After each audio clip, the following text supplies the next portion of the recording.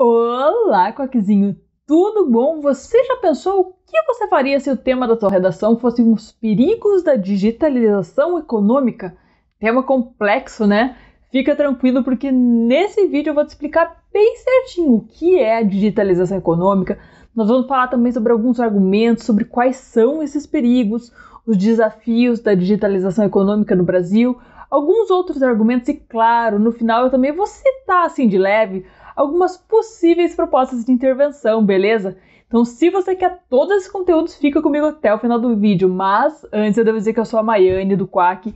E se você quer muito conteúdo gratuito e com qualidade, já se inscreve no nosso canal, ativa as notificações. Se você quiser também uma proposta de redação sobre o tema, e se você quiser saber as fontes, quiser citações, repertório sociocultural, tudo certinho sobre esse tema, eu vou deixar na descrição um link para o nosso site e lá você vai ter tudo bem certinho, as fontes, de onde que eu tirei de cada coisa, citações verificadas uma a uma, com a autoria certinha, não é só tirar do UOL e jogar lá no site, né, gente? Mas afinal, Mai, o que é a digitalização econômica? Ela é basicamente a transferência dos meios, dos processos, aliás, analógicos, aquelas coisas feitas à mão, para o digital. Como assim? Por exemplo, imagina que o dinheiro hoje ele é impresso, mas também tem o dinheiro que você tem lá no seu banco, que é um dinheiro, de certa forma, digital. Você tem o dinheiro, às vezes, até em bancos digitais, como, por exemplo, no Nubank.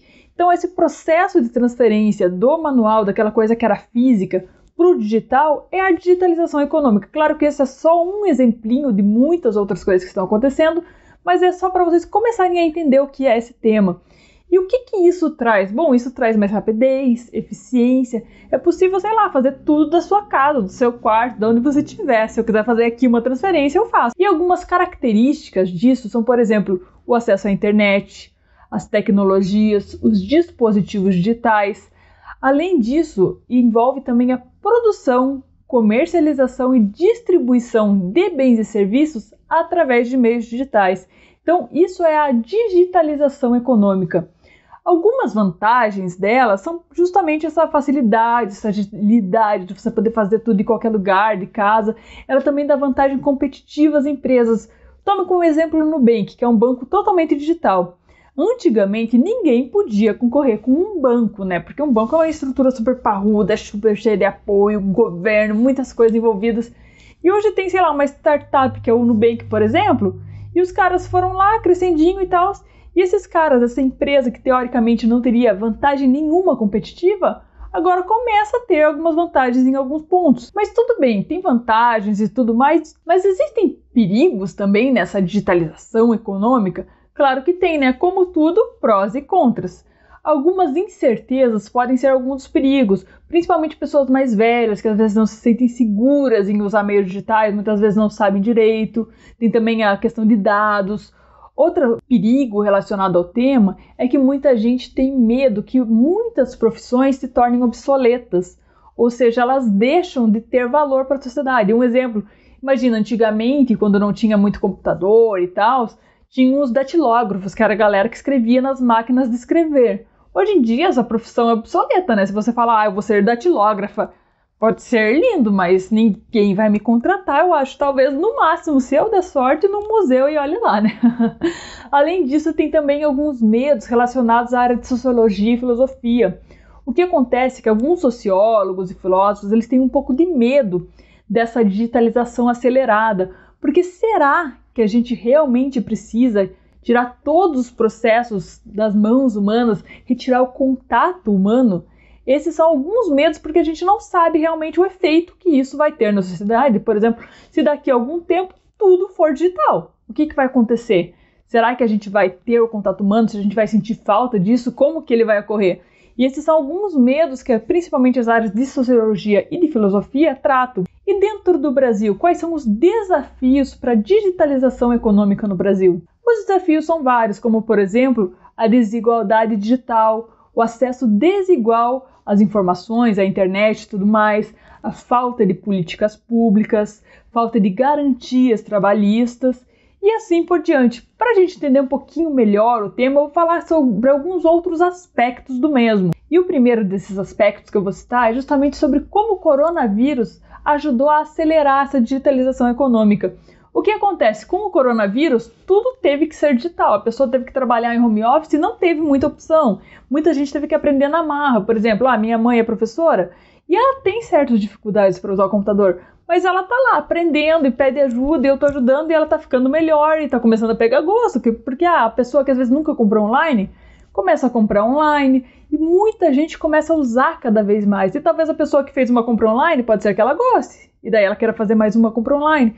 Então, tudo isso vai acelerando esse processo de digitalização econômica. Isso gera um aumento também no consumo digital, por exemplo.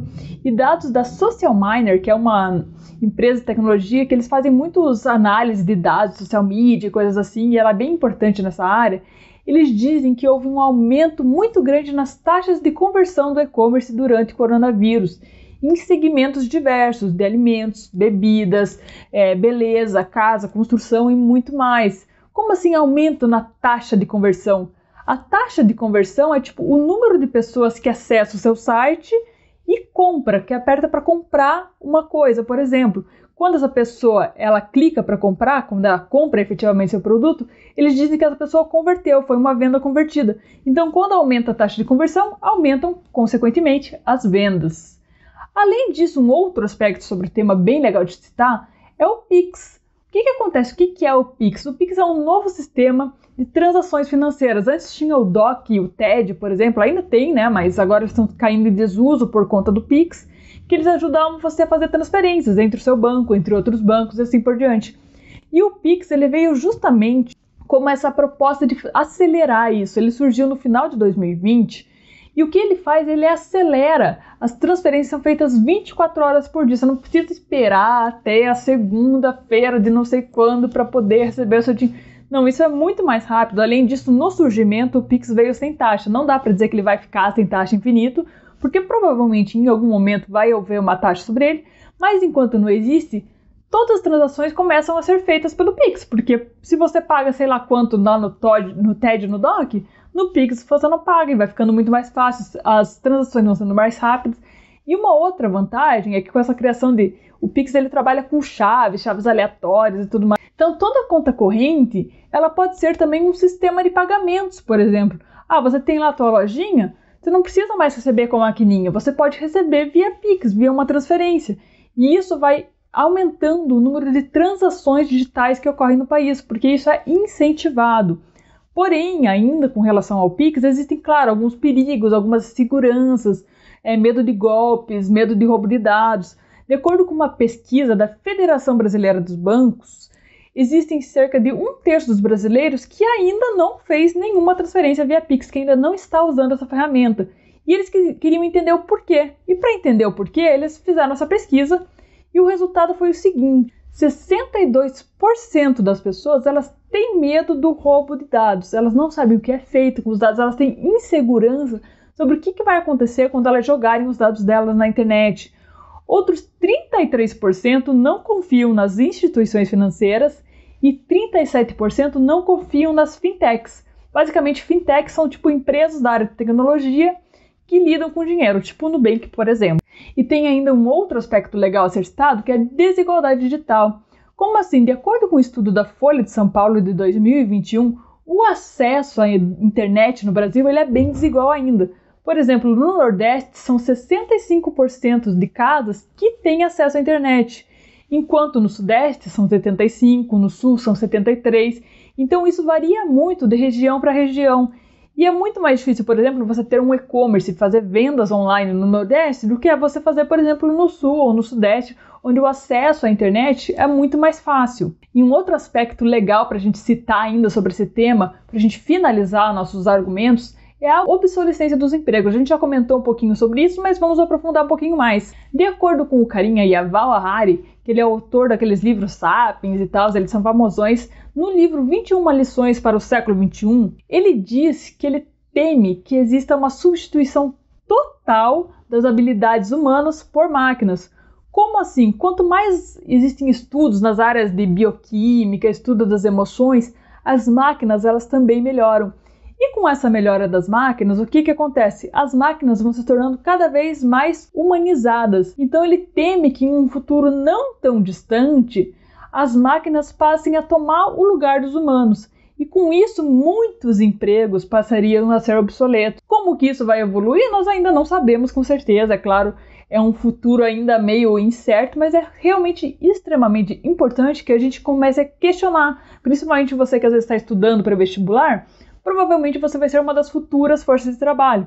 E de que forma você vai trabalhar com as máquinas quando você estiver no seu trabalho?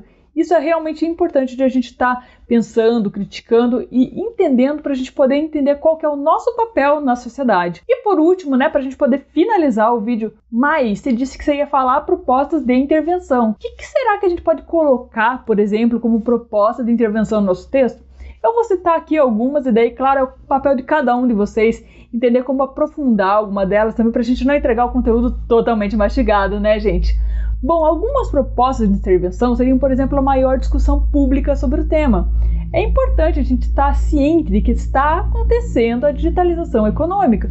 É preciso criar políticas públicas que envolvam essa digitalização para a gente realmente poder saber qual que é o papel de quem que é o papel do banco, qual que é o papel da pessoa, qual que é o papel da internet, qual que é o papel de cada um desses agentes nessa digitalização. Além disso, uma outra possível proposta de intervenção é o aumento da infraestrutura tecnológica, tanto nas escolas, quanto nas casas, quanto nas cidades. Tem aqueles conceitos de cidades inteligentes, que seriam cidades que teriam mais internet e tudo mais.